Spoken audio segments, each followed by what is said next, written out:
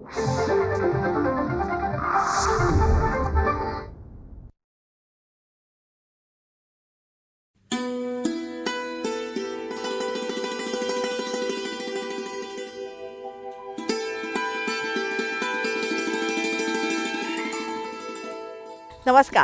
रयतेचा दरबारमध्ये आपणा सगळ्यांचं हार्दिक स्वागत. निरनिराळ्या सकारात्मक प्रयत्नांची माहिती आपण आपल्या ह्या कार्यक्रमातून करून घेतो, ज्याला उत्तम प्रतिसाद आम्हाला मिळत आहे.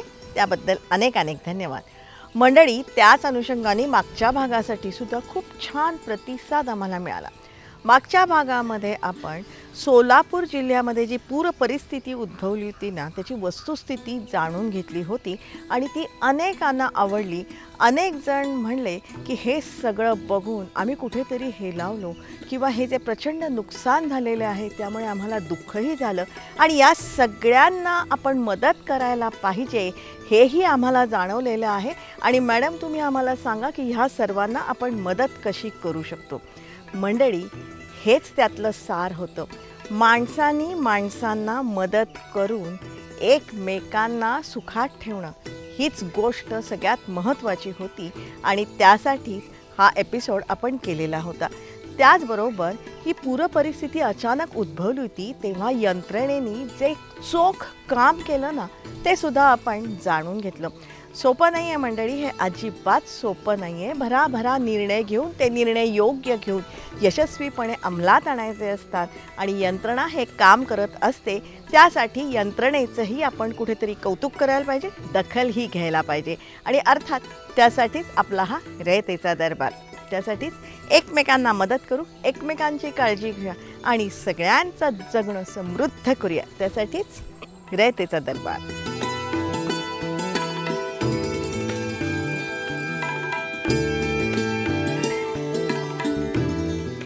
रयतेचा दरबारमधला आपला आजचा विषयही खूप छान आहे. तुम्हाला सगळ्यांना अतिशय आवडेल असाच आपला आजचा विषय आहे. शेतीमधल्या नवीन तंत्राविषयी आज आपण जाणून घेणार आहोत. सध्याच्या बेभरवशाच्या स्थितीमध्ये शेतीला संजीवनी ठरेल असंच हे तंत्र आहे मंडळी. आणि हे तंत्र आपल्या राज्यामध्ये विकसित झालेलं आहे आणि गेल्या 12 ते 13 वर्षापासून ते सिद्धही करण्यात आलेलं आहे मंडळी. आणि हे तंत्र जागतिक अन्न व शेती संघटनेद्वारा प्रमाणित करण्यात आलं आहे. ते खूप गौरवास्पद आहे.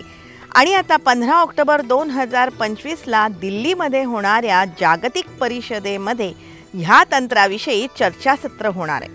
हे तंत्र आहे SRT पीक लागवड तंत्र. नेरळचे कृषीरत्न कृषीभूषण चंद्रशेखर भडसावळे यांनी हे तंत्र विकसित केलं आहे. राज्यभरातले 10,000 पेक्षा जास्त शेतकरी या SRT तंत्रानं शेती करतात.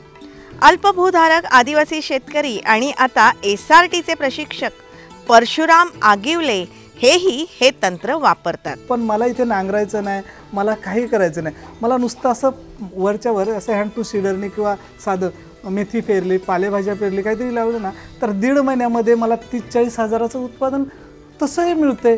म्हणजे मानसिक त्रासामध्ये 1.5 महिन्यामध्ये मी नुसती मेथी पेरली एका 4 गुंठ्याला 2 गुंठ्याला, तर तो माझा उत्पादन मी पाहिला तर 30-40 हजार रुपये मला असेच मिळायला लागले. मग मी सतत तो प्रयोग पुढे चालू केला. हे कसं शक्य आहे? चला, आज आपल्याला आश्चर्याचे धक्के बसणार आहेत. मुळात ह्या तंत्राने जी शेती केली जाते ना, ती शेती ह्या महापुरामध्ये वाचली आहे. आत्ता असे अनुभव आहेत आणि असे अनेक व्हिडिओ आपल्याकडे सतत येत आहेत SRTच्या मुख्य केंद्राकडे की ज्यांचे म्हणजे महापूर जिकडे आला तिकडे ज्यांनी SRT केलेलं होतं त्यांची शेतं, त्यांची माती वाहून गेली नाहीत, त्यांची पिकं वाहून गेली नाहीत, त्यांची पिकं उभीच्या उभी आहेत आणि त्यांच्या शेजारचं जे शेत आहे ते संपूर्ण माती वाहून गेली आहे नदीबरोबर. त्यांचं पीक कोलमडले, झाडं पडून गेलेली आहेत आणि हे असं काही SRTमध्ये झालेलं नाही. म्हणजे हे सिद्ध झालं. आता हे निसर्गानेच सिद्ध करून दाखवलं. सगुणा रिजनरेटिव्ह टेक्निक SRT तंत्र म्हणजे नेमकं काय समजून घेऊया. SRT सगुणा रिजनरेटिव्ह तंत्र किंवा टेक्निक. सगुणा रिजनरेटिव्ह टेक्निक जे आहे त्याच्यामध्ये अशी भरमसाठ ताकद आहे की ते आपली भूमाता म्हणजे सॉईल, आपली भूमाता पुन्हा रिजनरेट करते, म्हणजे पुनरुज्जीवित करते. भूमाता पुनरुज्जीवित झाली की आपले सगळे कष्ट पुन्हा संपून जातील, आपल्याला पुन्हा चांगले दिवस येतील, आपल्याला पुन्हा आनंद निर्माण होईल. म्हणजेच मंडळी, जमीन पुनरुज्जीवित करायची, सशक्त करायची किंवा जमिनीचं आरोग्य सुधारायचं, तब्येत सुधारायची. जमिनीची हेल्थ सुधारली किंवा सुधारणं म्हणजे काय असायला पाहिजे, तर एक म्हणजे जमिनीचा सेंद्रिय कर्ब हा 1% किंवा त्याच्या जवळपास असायला पाहिजे. आज भारताचा ॲव्हरेज आहे 0.3 0.4, इतका कमी आहे. म्हणजे आपण आज प्रत्येक शेतकरी भारतीय भूमातेवर अत्याचार करून आपण अन्ननिर्मिती करतोय. तर आपण जमिनीचा सेंद्रिय कर्ब कसा वर येईल हे बघायला पाहिजे. जमिनीचा सेंद्रिय कर्ब जर वर आला तर त्याच्याबरोबर आणखीन एक गोष्ट व्हायला पाहिजे, ते म्हणजे काय, तर जमिनीचा भूमातेची बल्क डेन्सिटी ही कमी व्हायला पाहिजे. म्हणजे काय, तर त्याच्यामध्ये सूक्ष्म जंतूंची वाढ होते, त्याच्यामध्ये गांडुळांची नैसर्गिक निर्मिती होते. गांडूळ खत घालून नाही, गांडुळांची निर्मिती नैसर्गिक झाली पाहिजे. अशा प्रकारे जेव्हा सगळ्या गोष्टी घडतात तेव्हा तिची बल्क डेन्सिटी कमी होते. म्हणजे जमीन भूमाता हलकी फुलकी होते. सॉईल ॲग्रिगेशन म्हणतात त्याला. म्हणजे मातीची कणरचना सुधारली पाहिजे, म्हणजे मातीची ॲग्रिगेशन व्हायला पाहिजे, म्हणजे मातीची बल्क डेन्सिटी कमी. हे त्याचे सायंटिफिक पॅरामीटर्स आहेत. तिसरी गोष्ट काय व्हायला पाहिजे, अशा जेव्हा गोष्टी घडतात तेव्हा तिसरी गोष्ट आपोआप होते. ते काय होतं, तर जेवढं पाणी वरून पडेल किंवा येईल ते भराभर जमिनीमध्ये भरकन खाली जातं निघून. त्याला म्हणतात वेल ड्रेन्ड सॉईल, सायंटिफिक टर्म. म्हणजे आम्हाला मराठीमध्ये शिकवतात की मातीचं पाण्याशी काय संबंध पाहिजे, पाण्याचा निचरा पटकन झाला पाहिजे, सॉईल वेल ड्रेन्ड झाली पाहिजे. हे 3-4 पॅरामीटर जर झाले तर बाकीचं काही बघायला लागत नाही. सूक्ष्म जंतूंची संख्या आपोआप वाढते. जमिनीचा सेंद्रिय कर्ब सुधारायचा, मातीची कणरचना सुधारायची, हे सगळं अवघड वाटतंय का? अजिबात नाही मंडळी. या तंत्रामागची वैज्ञानिक कारणं काय आहेत ना, ती आपण समजून घेत आहोत. पण ह्याच्यामध्ये 2021-22 पासून आम्ही खताचा म्हणजे रासायनिक खताचा एक कण सुद्धा टाकलेला नाही. ह्याच्यामध्ये आम्ही एका पाठोपाठ 3 पिकं घेतो. आणि हे शेत 2012 पासून आम्ही नांगरलेलं नाही. 2012 पासून हे शेत आम्ही नांगरलेलंच नाही. आणि ह्याच्यामधली आता इथे सुद्धा आमच्याकडे खूप पाऊस पडला, अतिरेक झाला पाण्याचा.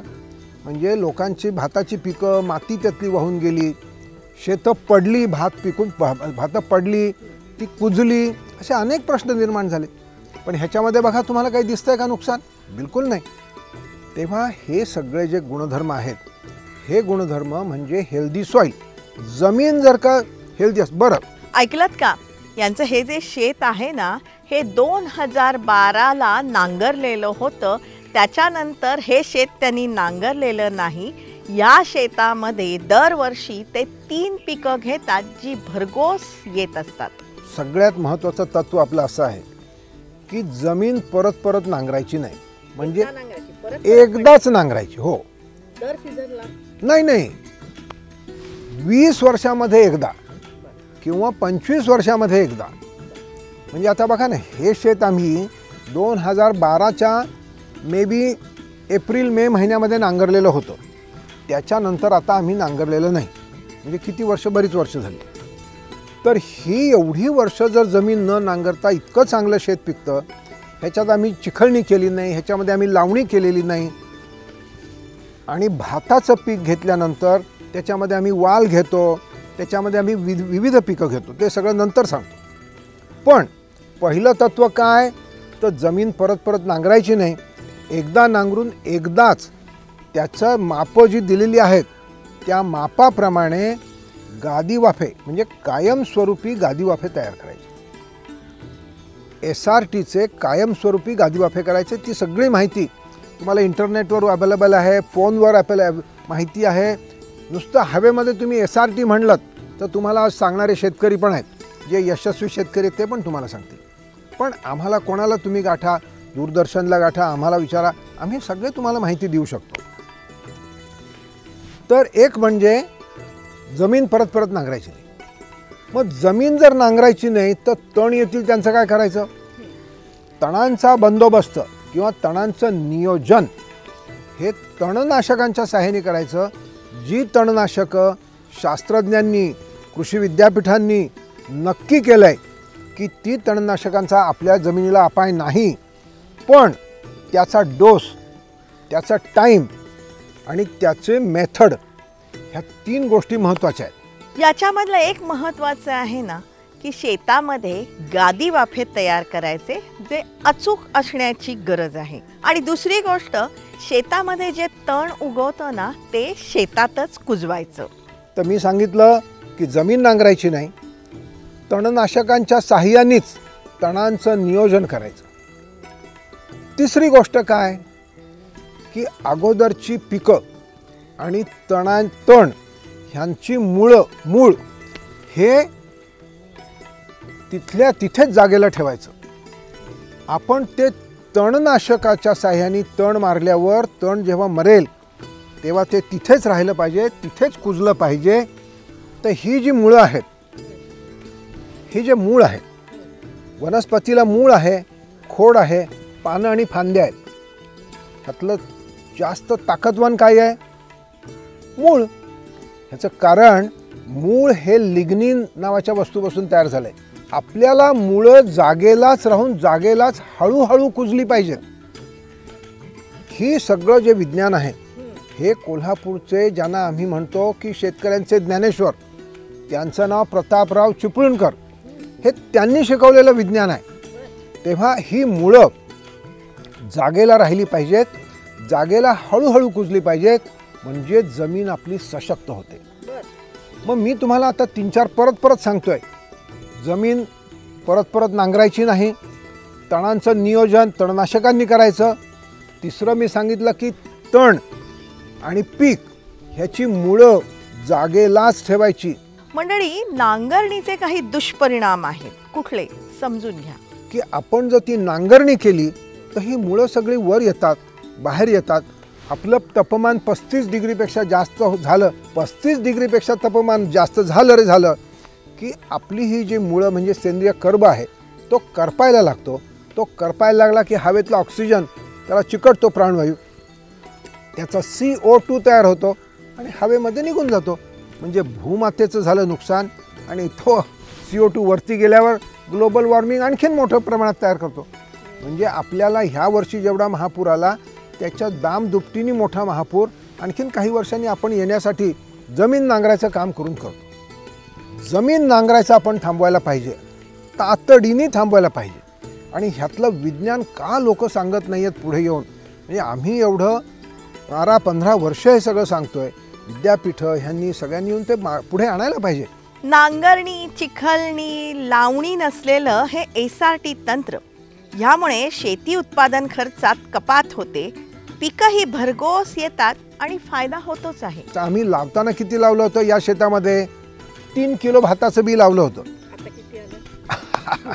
आता याच्यामध्ये किमान मी म्हणतो 15 पोती गुणिले 80 किलो, म्हणजे किती झालं ते गणित तुम्हाला नाही चांगलं. इतकं ह्याच्यामध्ये भात झालं. तेवढ्याच वजनाचा पेंढा झाला आणि त्याच्या निम्म्या वजनाची मुळं जी भूमातेला आपण दिली, एवढा बायोमास झाला 3 किलो बियापासून. म्हणजे एवढा कार्बन खरं तर ओढून घेतला आहे. तो कार्बन आपण तिथेच ठेवला घरी न नेता, तर त्याची समजा जी शेवटची प्रक्रिया आहे ती म्हणजे ह्युमिफिकेशन, त्याचं ह्युमस तयार होईल. हे ह्युमस जे आहे त्याचं आयुष्य जमिनीमध्ये 50 ते 100 वर्ष आहे. हे म्हणजे तो कर्ब घेऊन जर जमिनीत राहिला तर 50 ते 100 वर्ष राहील, जर ही प्रक्रिया रिजनरेटिव्ह मेथडनी केली तर. बरं, तो ह्युमस जर तिथे राहिलं तर सगळ्या गोष्टी शेतकऱ्यासाठी आनंददायी निर्माण होतात. म्हणजे त्याचं श्रम कमी होतात, त्याचं पारतंत्र्य कमी होतं, त्याचं परावलंबित्व कमी होतं, खर्च कमी होतो, उत्पादकता वाढते, रोगरहित उत्पादकता वाढते. आणखीन काय पाहिजे आपल्याला? या शेती पद्धतीमुळे 3 गोष्टीतलं आपलं परावलंबित्व कमी होतं. कुठलं समजून घ्या. पाऊस पडायलाच पाहिजे, आपल्याला पाहिजे तसा. बरं, आपल्याला पाहिजे तसा जरी नाही पडला तरी जवळपास तेवढा तरी पडावा. दुसरं म्हणजे परावलंबित्व. पाऊस पडला तर ट्रॅक्टर तरी यायला पाहिजे, बैल नांगर घेऊन नांगरवाला तरी यायला पाहिजे, म्हणजे नांगऱ्या किंवा ट्रॅक्टर म्हणजे जमिनीची मशागत करणारं जे यंत्र आहे ते यायला पाहिजे. आपल्याला परावलंबित्व त्याच्यावर पण आहे. तिसरं म्हणजे हे सगळं झालं की त्याच्यानंतर टोकायला, लावायला, पेरणी करायला, खुरपायला माणसं पाहिजेत, मजूर. हे 3 प्रकारची जी परावलंबित्व आहेत SRTमुळे ती शून्य होतात. शून्य. हे परावलंबित्व खतम. आपल्याला पाऊस कसाही येऊ दे, 45 दिवस 50 दिवस तो जाऊ दे, नाहीतर पावसाचा अतिरेक होऊ दे, ह्या तिन्ही परिस्थितीमध्ये आम्ही ह्याचा अभ्यास केलेला आहे. किती? 2012 पासून अभ्यास केला आहे. मग आता खतं वापरायची की नाही हा प्रश्न मनात आला ना. रासायनिक खत हे म्हणजे आपलं दुश्मन नाही. रासायनिक खत फक्त अतिरेक करायचं नाही. आत्ता सध्या आपण त्या भूमातेची जी गरज आहे किंवा आपल्या पिकाची जी गरज आहे ती समजा 10 किलो असेल तर तिथे आपण 20 किलो 30 किलो 40 किलो अशी टाकायची बिलकुल गरज नाही. 10 किलोची गरज असेल तर 9.5 किलो वापरा. कारण हे पीक बघा, आता ह्या पिकामध्ये ह्या पिकाने आमच्याकडे खताची मागणीच करत नाही आहे. ते कसं काय ते एक वेगळं छोटंसं आम्ही ट्रिक केलेली आहे, पण त्यात आता नाही जात. आपल्याला खत कमी लागलं पाहिजे, कारण आपल्या देशाला त्यासाठी भरमसाठ पैसे खर्च करायला लागतात आणि जास्त खत वापरलं तर आपली भूमाता अशक्त होते. मंडळी, तुम्हाला जर का नव्यानं हे SRT तंत्र वापरायचं असेल ना तर ते नेमकं कसं वापरायचं ते समजून घ्या. हे गादी वाफे जर केले आणि मुळं जर जागेला ठेवली तर तिथे गांडूळ येतात, ते आणखीन खोलवर हवा घेऊन जातात. तर पुन्हा मी तुम्हाला त्या आपल्या पद्धतीवर येतो. एकदाच जमीन नांगरायची, काय असेल नसेल तेवढं खत टाकायचं, त्याच्यामध्ये आम्ही जे सगळे सांगितलेलं आहे SRT पीक पद्धतीमध्ये तसेच गादी वाफे करा. कारण आम्ही 12 वर्ष त्याच्यावर काम केलं आहे, 12 वर्षापेक्षा जास्त.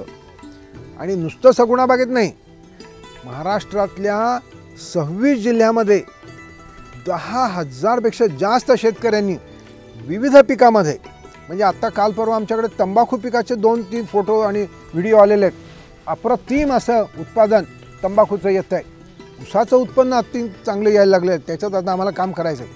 पण तुम्ही कोणतेही कडधान्य घ्या, ते भात ज्वारी सगळे, भुईमूग कांदा सगळ्या पिकांमध्ये ही चांगलं तंत्र आहे.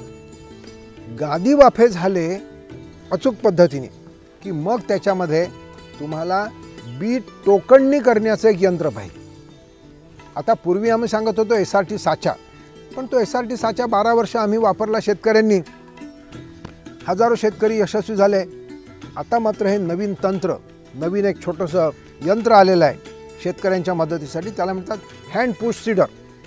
हा हँड पुश सीडर जर आपण वापरला तर, आता उदाहरणाचं भाताचं सांगतो, 50 दिवसाला पहिल्या आम्हाला 32 माणसं लागायची, ते आम्ही साच्यानी करायला लागलो, ते 32 माणसांचं आमचं 10 माणसांवर आलं. आता हँडपुश सीडरनी आम्ही करायला लागलो, ते 10 माणसांचं काम आता 3 माणसांवर आलं किंवा 2च माणसांवर आलं. आता तेच काम आता नवीन एक यंत्र हैदराबादचे DRDO चे एक शास्त्रज्ञ आहेत, त्यांनी आमच्यासाठी तयार केलं आहे. त्याचं नाव झेबू. हे झेबू यंत्र जे आहे ते आल्यावर तर एक यंत्र 4 माणसांचं काम करणार आहे. म्हणजे हा एक माणूस जे करणार आहे ते 4 पट करणार आहे. तर हे सगळं जे आहे अशा प्रकारे तुम्ही ह्याचे मोजमाप बदलू नका. म्हणजे जमीन नांगरली, गादी वाफे केले, हँडपुश सीडरच्या साह्याने, हँडपुश सीडर साधारण 7-8 हजार रुपयाला 10,000 रुपयाला उत्तम प्रकारचं मिळतं.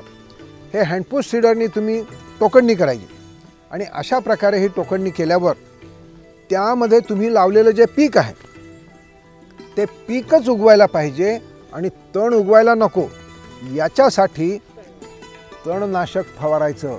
नांगर नको, ट्रॅक्टर नको, मनुष्यबळ नको, खतं कमी, उत्पादनं भरघोस, फक्त गादी वाफे आवश्यक. यामुळे अतिरिक्त पाणी वाहून जातं आणि आवश्यक पाणी आहे ना ते जमिनीत मुरतं. भूगर्भातली पाणी पातळी ही SRTमुळे वाढते. हे SRT तंत्र पुन्हा एकदा समजून घ्या. शेतकरी मित्रांनो, आपण जे काम करतोय हे जगातलं, या पृथ्वीवरचं सगळ्यात महत्त्वाचं काम आहे. सगळ्यात मोठं, सगळ्यात महत्त्वाचं काम आहे. आपण जर अन्न निर्माण करून नाही दिलं तर डॉक्टर काम करू शकणार नाही, वकील काम करू शकणार नाही, जे पॉलिटिशियन्स जे आहेत त्यांना आपलं राज्य चालवता येणार नाही, IAS अधिकारी, शास्त्रज्ञ, तिकडे चंद्रावर जाणारी मंडळी कोणीही काम करू शकणार नाही त्यांना जर का एक दिवस अन्न पोटामध्ये नसेल तर. किंबहुना आपल्या बॉर्डरवरती जे सैन्य काम करतं ते सुद्धा पोटावरच चालतं. म्हणजे पोटामध्ये पेट्रोल असल्याशिवाय ते काम नाही करू शकत. तेव्हा मंडळी, शेतकरी मंडळीनो, आपण सगळ्यात महत्त्वाचं काम करतोय आणि हे आपल्याला कोणाला सांगायची गरज नाही. तुम्हाला माहिती आहे की आपण सगळ्यात महत्त्वाचं काम करतोय आणि आपल्याला आत्ता जरी खचलेलो असलो तरी ह्या लोकांना जेव्हा हे सगळं कळेल तेव्हा ते आपल्याजवळ येतील. मंडळी, सध्या शेती क्षेत्रामध्ये जगभर निरनिराळी संशोधनं केली जात आहेत. पूर, दुष्काळ आणि इतर आपत्तीत शेती वाचवणं हे जगाचं प्रथम कर्तव्य ठरत आहे. SRT पद्धतीवर नाही, ती रिजनरेटिव्ह मेथड ऑफ फार्मिंग वरती एक जागतिक कॉन्फरन्स 15 ऑक्टोबरला दिल्लीमध्ये होती. ही जी कॉन्फरन्स आहे ती भारत आणि अमेरिका असे 2 देशातले अग्रगण्य संस्था एकत्रित येऊन ही भरवते आणि त्याच्यामध्ये त्यांनी एक 8-10 वेगवेगळे लेक्चर्स आहेत आणि सुरुवातीला 3 शेतकऱ्यांचा इंटरव्ह्यू आहे. त्या 3 शेतकऱ्यांमध्ये मी आहे. माझा इंटरव्ह्यू तिथे आहे आणि तिथे अर्थात मला का बोलावलं आहे, कारण SRT ही एकच पद्धत आत्ता दिसतीये की जी शेतकरी सहज स्वीकारू शकेल. शेतकरी सहज स्वीकारू शकेल असं हे तंत्र आज दिसतंय. आता जे देशातले मोठे मोठे शास्त्रज्ञ कॉन्फरन्समध्ये, आत्ता एक 17-18 तारखेला पण एक मीटिंग झाली, एक कॉन्फरन्स झाली दिल्लीमध्ये. त्याच्यामध्ये देशभरातले 80 निवडक शास्त्रज्ञांना बोलावलं होतं. ह्याच्यामध्ये जे भाषण झालं मुख्य पहिलं, त्याच्यामधलं जो मुख्य भाषणामध्ये त्यांनी माझ्याकडे बोट दाखवलं की हे बघा, शेखरने करके दिखाया है. आपल्या मराठी माणसाचं योगदान आपण समजून घ्यायलाच पाहिजे. चंद्रशेखर भडसावळे सरांचं SRT तंत्रज्ञान वापरायला पाहिजे. तुमच्या सगळ्या शंका कुशंका भडसावळे सरांना विचारा, नाहीतर आम्हाला विचारा. संपर्कासाठी आमचा पत्ता आहे रयतेचादरबार@gmail.com. जरूर आमच्याशी संपर्क साधा. तुमच्याकडे काही माहिती असेल, प्रश्न असतील, सूचना असतील तर तुम्ही आमच्यापर्यंत नक्कीच पोचवा.